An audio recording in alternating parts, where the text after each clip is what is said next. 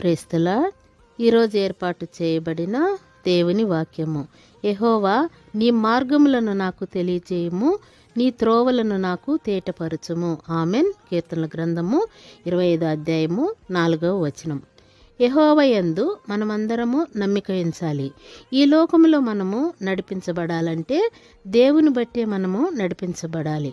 ఆయన మార్గము మనము తెలుసుకోవాలి.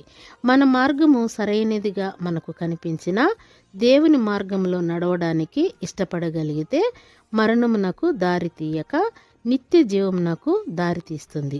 నీతి మార్గమునందు జీవము కలదు, దాని త్రోవల్లో మరణమే లేదు అని వాక్యం చెబుతుంది. అందుకే ప్రభువా, నీ ఉపదేశము ద్వారా నన్ను నడిపించవా అని ప్రార్థించాలి. ఆయన కృప కొరకు మనము కనిపెట్టుకుని ఉండాలి. దినమెల్లా ఆయనను ఆరాధించువారంగా ఉందాము. అనేక దీవెనలు పొందుకుందాము. ఆమెన్. Praise the lord.